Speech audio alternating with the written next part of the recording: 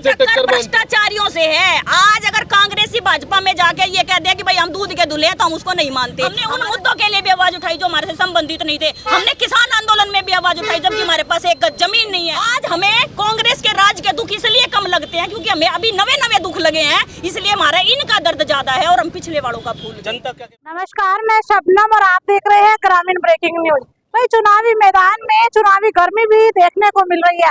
आपको बता दें कि भाजपा की तरफ से हरियाणा के पूर्व मुख्यमंत्री मनोहर लाल खट्टर जी लोकसभा प्रत्याशी बनकर मैदान में उतर चुके हैं। और अन्य पार्टी की बात करें तो उन्होंने भी जो है अपने कैंडिडेट जो है लोकसभा प्रत्याशी बनाकर मैदान में उतारे हैं। और इस समय आपको बता दें कि आजाद उम्मीदवार से एडवोकेट सोनिया तंवर जो है नामांकन भरने के लिए पहुंची है। लोकसभा का चुनाव वो जो है मुख्यमंत्री के खिलाफ लड़ेगी। आज मैं जनता को ये बताना चाहती हूँ, पिया सबने ये देखो, पिया सबने आज हमें कांग्रेस के राज के दुख इसलिए कम लगते हैं क्योंकि हमें अभी नवे दुख लगे हैं, इसलिए हमारा इनका दर्द ज्यादा है और हम पिछले वालों का फूल। जनता क्या बदला लेने का वक्त आ गया है? बिल्कुल बदला लेने का वक्त आ गया। जनता इस बात को समझे, मौका पड़ा है भाई।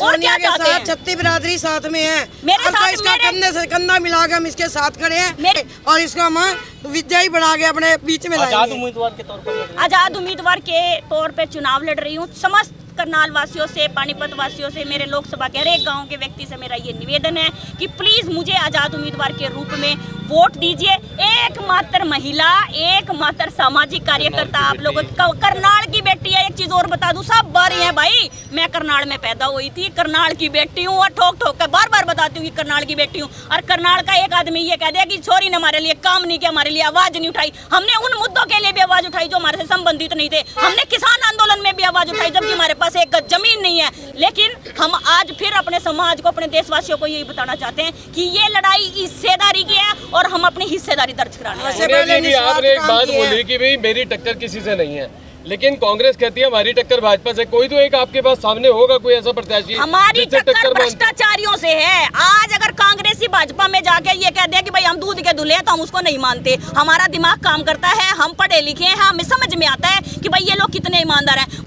कांग्रेस में जब घोटाला किया जब तक तो घोटालेबाज थे, आज जब बीजेपी में चले गए तो दूध के दूल्हे हो गए। लोग आप पर विश्वास क्यों करें? क्योंकि नेता कहते हैं झूठ बोलते हैं। नेता झूठ बोलते होंगे, मैं तो नेता बन के लड़ ही नहीं रही, मैं तो समाज की बेटी बन के लड़ रही हूँ, एक सामाजिक कार्यकर्ता बन के लड़ रही हूँ और हमेशा ही समाज की आवाज उठाई है। हमेशा रोड पे चलता व्यक्ति रिक्शा में बैठ के भी अगर कहीं जाती हूँ ना, वो भी मेरे से ये पूछता है बहन जी मेरी ये समस्या है, मेरी समस्या का समाधान करो। और हमने हर संभव प्रयास किया कि हम हर किसी व्यक्ति की मदद करें। क्या आपने जिन लोगों की आवाज उठाई है, क्या आपको लगता है वो लोग साथ देंगे इस चुनाव में आपका? देखो, मैं आपको ये बता दूं, मेरे जैसी लड़की का इस चुनाव में, ऐतिहासिक चुनाव है, पहले आपको बता दूं पहली बार लड़ रहा है कोई आजाद उम्मीदवार, एससी कैंडिडेट, वो भी महिला आजाद उम्मीदवार।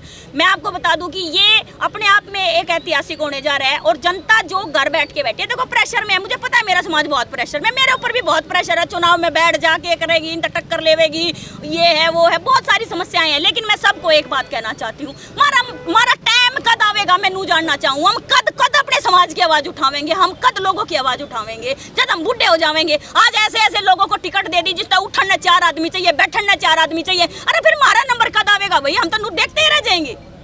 कांग्रेस उम्मीदवार जो यहाँ से लोकसभा प्रत्याशी थे, सुना है कि उन्होंने सरेंडर कर दिया।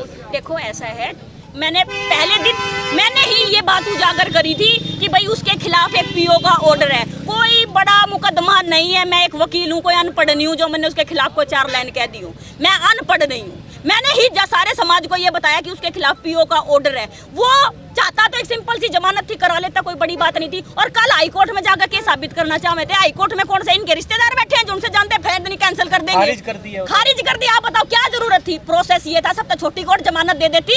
अब गिरफ्तारी इन लोगों की बुद्धि देखो आप कहाँ पर है। वकील है, गिरफ्तारी होगी अभी इनकी। सर गिरफ्तारी तो अगर जज साहब के मूड के ऊपर है। देखिए बेल पे जो ऑर्डर देना है वो जज साहब के मूड पे डिपेंड करता है। वो अगर चाहे तो दे सकते हैं, नहीं चाहे तो नहीं भी दे सकते। तो देख सकते हैं एडवोकेट सोनिया तंवर जो है लोकसभा प्रत्याशी बनकर मैदान में उतरी है, आजाद उम्मीदवार बनकर जो है चुनाव लड़ेगी। वीडियो को शेयर भी जरूर करते रहिए। इसी के साथ जय हिंद, जय भारत।